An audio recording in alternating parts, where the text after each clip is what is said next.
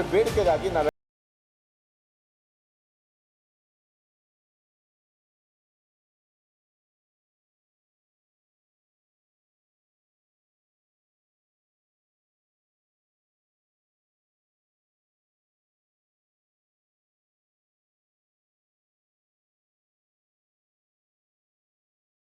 ಚಿಕ್ಕಬಳ್ಳಾಪುರ ನಗರದ ಪತ್ರಕರ್ತರ ಭವನದಲ್ಲಿ ಸುದ್ದಿಗೋಷ್ಠಿ ಉದ್ದೇಶಿಸಿ ಮಾತನಾಡಿದ ಭೂಮಿ ಮತ್ತು ವಸತಿ ಹಕ್ಕು ವಂಚಿತ ಹೋರಾಟ ಸಮಿತಿಯ ರಾಜ್ಯ ಖಜಾಂಚಿ ಶ್ರೀ ರಂಗಾಚಾರ್ಯ ಅವರು ದೇಶ ಹಾಗೂ ಎಲ್ಲ ರಾಜ್ಯದಲ್ಲಿ ಆಳ್ವಿಕೆ ಮಾಡುತ್ತಿರುವ ಕೇಂದ್ರ ಮತ್ತು ರಾಜ್ಯ ಸರ್ಕಾರಗಳು ದಲಿತ ದಮನಿತ ಶೋಷಿತ ವರ್ಗಗಳ ಬೇಡಿಕೆಗಳನ್ನು ಈಡೇರಿಸುವಲ್ಲಿ ವಿಫಲವಾಗಿದ್ದಾರೆ.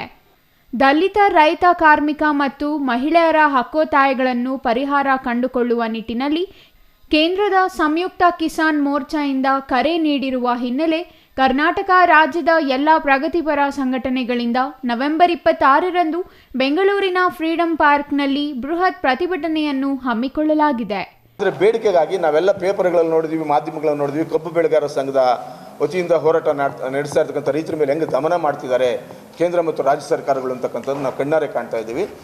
ಅದರ ಡಿಮ್ಯಾಂಡ್ ಇಟ್ಕೊಂಡು ಅವರು ಎಲ್ಲ ಸಮಸ್ಯೆಗಳನ್ನ ಪರಿಷ್ಕರಿಸಬೇಕು, ಪಡಿತರ ವ್ಯವಸ್ಥೆಯನ್ನು ಬಲಗೊಳಿಸಬೇಕು, ಹಣದ ಹಂಚಿಕೆ ನಿಲ್ಲಬೇಕು, ರೈತರಿಂದ ವಿವಿಧ ಬೆಳೆಗಳನ್ನು ಖರೀದಿಸಿ ಸಮಗ್ರ ಕುಟುಂಬ ಪ್ಯಾಕ್ ವಿತರಿಸಬೇಕು ಅಂತಕ್ಕಂಥ ರೀತಿಯಲ್ಲಿ ಕಬ್ಬು ಬೆಲೆಯಲ್ಲಿ ಆಗ್ತಾ ಇರ್ತಕ್ಕಂಥ ಅನ್ಯಾಯ ತಡೆಯೋದಕ್ಕೆ ರಾಜ್ಯವ್ಯಾಪಿ ಬೆಲೆ ನಿಗದಿ ನೀತಿಯನ್ನು ರೂಪಿಸಬೇಕು ಅಂತಕ್ಕಂಥದ್ದು.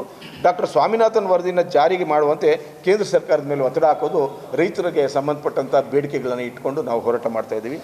ಹಾಗೆಯೇ ಸಾಲ, ರೈತರಿಗೆ ಕೊಡಬೇಕಾಗಿರ್ತಕ್ಕಂಥ ಸಾಲ ಕೊಡಬೇಕು, ಅವರ ಬೆಳೆ ಸಾಲ, ಅವರ ಅಭಿವೃದ್ಧಿ ಸಾಲ ಕೊಡಬೇಕು. ಈಗಾಗಲೇ ಕೊಟ್ಟಿರ್ತಕ್ಕಂಥ ಕೃಷಿ ಕೂಲಿಕಾರರಿಗೆ ರೈತರು ಕೊಟ್ಟಿರ್ತಕ್ಕಂಥ ಸಾಲ ಮನ್ನಾ ಮಾಡಬೇಕು ಅಂತಕ್ಕಂಥ ಬೇಡಿಕೆ.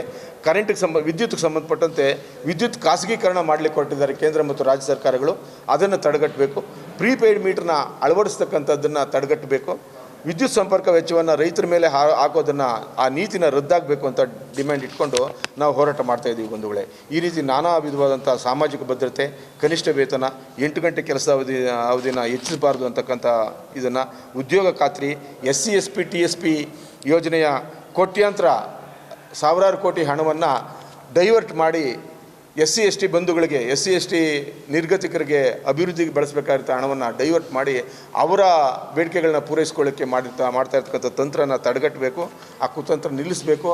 SC STಗಳ ಅಭಿವೃದ್ಧಿಗಾಗಿ ಮಾತ್ರನೇ SC ST TSP ಹಣವನ್ನು ಬಳಸಬೇಕು ಅಂತಕ್ಕಂಥ ಯೋಜನೆ, ಇವೆಲ್ಲ ಡಿಮ್ಯಾಂಡ್ ಇಟ್ಕೊಂಡು ನಾವು 26ನೇ ತಾರೀಕು ಬೃಹತ್ ಮಟ್ಟದಲ್ಲಿ ಹೋರಾಟ ರೂಪಿಸ್ತಾ ಇದ್ದೀವಿ ಬಂಧುಗಳು. Thoudanahalli Ramesh, CTV news, Chikkaballapur.